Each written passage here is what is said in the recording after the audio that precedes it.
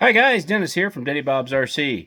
Hey, I'm working on this Bruder CAT compactor, and I'm going to show you some of my progress that I have done tonight.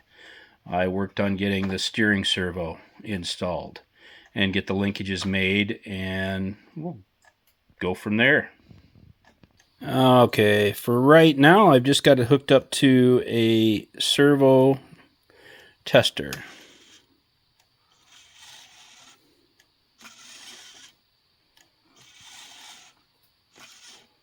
And what I've got mounted in there is a shorter, I think it's a 14 kg Injora servo. And it is shorter so it doesn't stick out the bottom so much, because you do have to cut open the bottom to get it in here and set. I didn't want to use a regular size one because it would be hanging so low underneath the machine.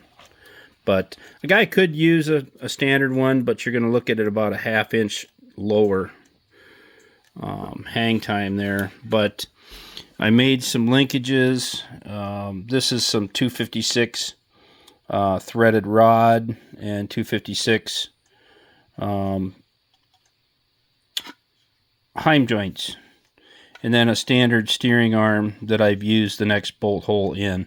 That way I can get the clearance in here and not have to hog a bunch of stuff out of the...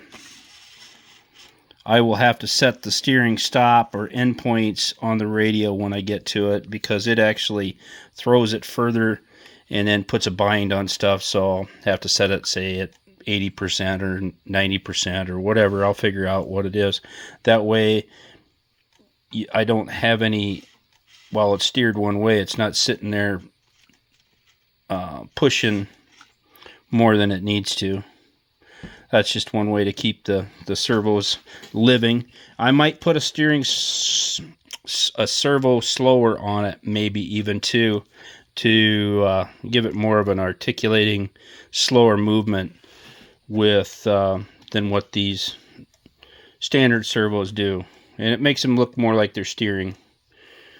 Not sure whether I'll do that yet or not, but and then what I did was I actually drilled and tapped the end of these factory Bruder links and threaded that rod into there, and hopefully that kind of holds up. It's held up before on other builds that I've done with this stuff. And then to tighten this up, I've actually drilled through and tapped and put bolts through the factory links that Bruder provides. But overall, that's what I've gotten done so far. Biggest part was getting that all marked out. Then I think I've got like a 1/4 inch spacer underneath the front and the back to get my height so that the links line up straight and whatnot. But that was my progress tonight. And then when I go to I'll put some nuts and some fender washers on here, and that'll actually hold this pin from sliding out and coming out.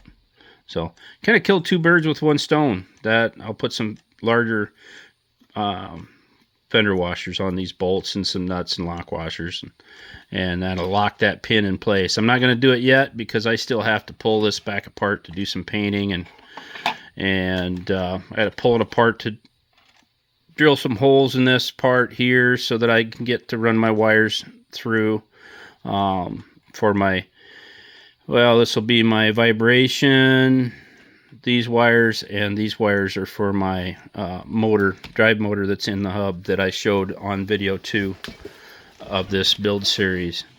My next project is working on blade actuator. I'm not sure what I'm going to do there yet, but when I get there, I will kind of show you guys. But I'm pretty happy with how that all kind of turned out. I mean, it's nice, clean, and I think I did a pretty good job.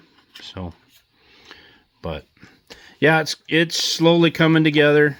But yeah, I worked on this thing for, oh gosh, it took me about 2.5 hours to get this all done tonight. But so far I've got about 31 or 32 hours in this build thus far. But anyway, just figured I'd let you guys see kind of my progress so far. Yeah, not as long a video for this portion of the build due to the fact that it's just putting a steering servo in. And I'm pretty happy with how it's turned out. So, guys will have to let me know what you think, and catch you guys later.